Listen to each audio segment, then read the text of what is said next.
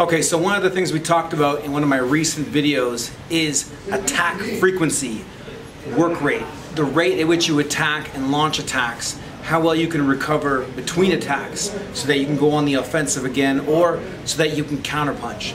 And this is very important to get more punches off, to win the exchanges, to wear your opponent down throughout the rounds.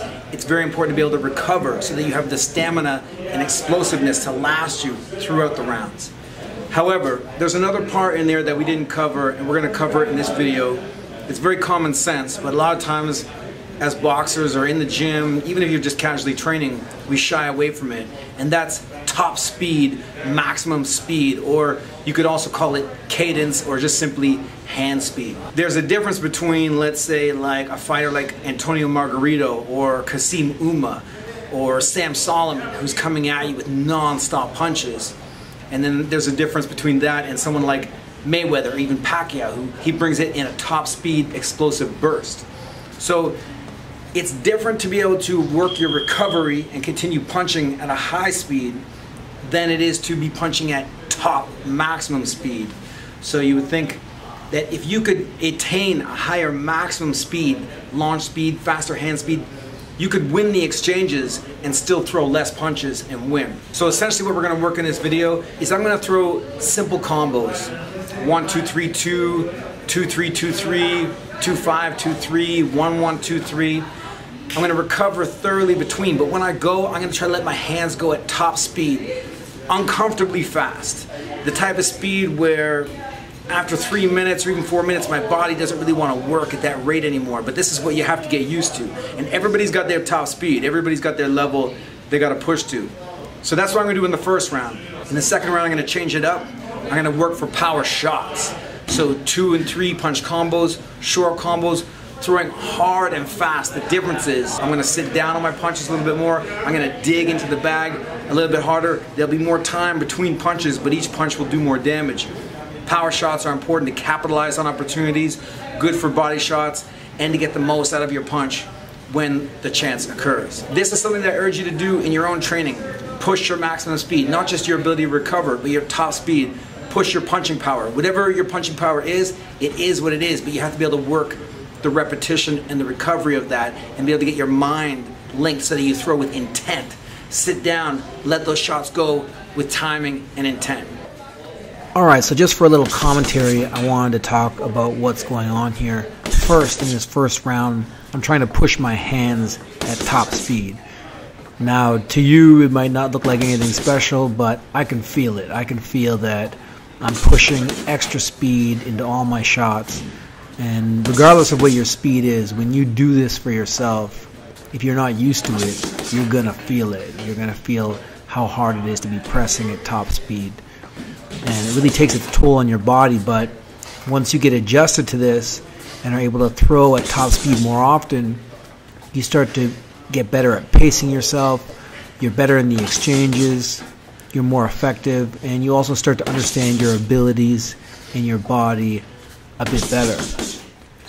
So coming up in a second, I'm going to show some of the Hixo stats.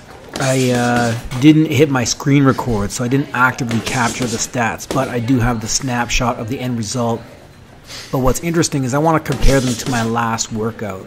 So in my last workout, where I worked on the explosive recovery, so I would throw in bursts, and every 5 seconds and then 4 seconds in the next round, I would throw an explosive burst of combos. And it was a pretty high work rate for me working at that. You can see I threw 460 punches. That's about 230 punches a round. Probably the second round was a little bit higher.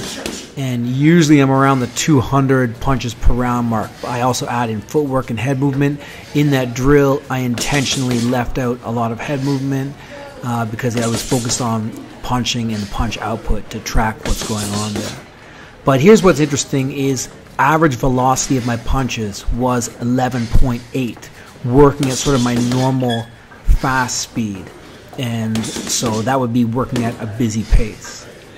Now here below, this is the first one is a screenshot. Here below is the results of my session, this session right here. First I do a speed round and then I do a power round. So you can see the intensity score, 2.3K. That's at the bottom there, is similar to the 2.4K above. Very similar intensity score. But a couple big differences to note. One is my punch count is way down, or quite down, about 130 less punches.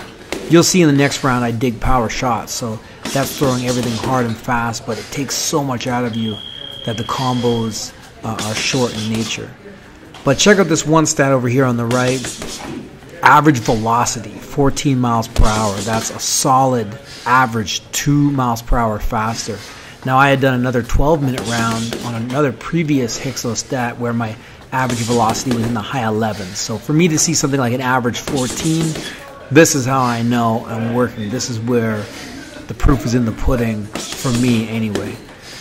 And so what this starts to tell me is at least now I know I have a benchmark of around 14 for my top speed fast punches. So if I go back to my regular work rate, 11.8, and I start pushing myself, getting in better shape, pushing my hand speed, then I know that I got to start creeping up higher towards that 14 mile per hour velocity. I know that I'm upping my average hand speed, and that in my regular work rounds, I'm starting to up my average. Basically, it's like when you have a car, you drive at a certain pace, but each car has a top speed. So doing this drill gives me a better understanding of what my top speed is. So over the months, if I'm tracking my results, I want to see my typical work rate start to approach closer to 14. And also, if I'm training hard and in shape, I want to see that 14 get higher if I come back and test this again. And it should, for a couple reasons. One is, as I get used to punching faster and throwing faster, I will start to throw faster. I will become more conditioned and be able to recover between punches better. And as well, as I start to throw faster, I'm also pushing my body to throw faster and ideally, hopefully, increase my overall hand speed for the hand speed test. So here you see I'm digging power shots. The combos are shorter, but I'm really sticking it to the bag as much as I can here, really digging the knuckles in. And one thing about power shots, it takes a lot out of the legs because your legs have to stabilize and brace yourself. Otherwise, with the power of the punch going through the bag, you almost bounce off the bag. It takes a lot out of the legs. But I encourage you in your training to give this a shot. Really, let's say one workout a week. Push your top hand speed. Throw those hands as fast as you can. And as you get better and more conditioned, you'll be able to have workouts like that more often, rounds like that more often throughout the week. Also, dig your power shots. That's going to matter for the maximum force you can generate through the punch. So it's all too easy to get comfortable in this sort of 85 to 95% pace, which is good because you can't go 100% all the time. You're going to wear out your nervous system and you're going to sort of wear yourself out. You do have to listen to your body. But let's say start with once a week, build up the rounds, and then twice a week. You're going to push your top speed and push your power. And as you can see, if you have Hixo as a way to gauge those stats, you can literally see your progress. But even if you can't see it, by doing it and feeling it, you know what's happening.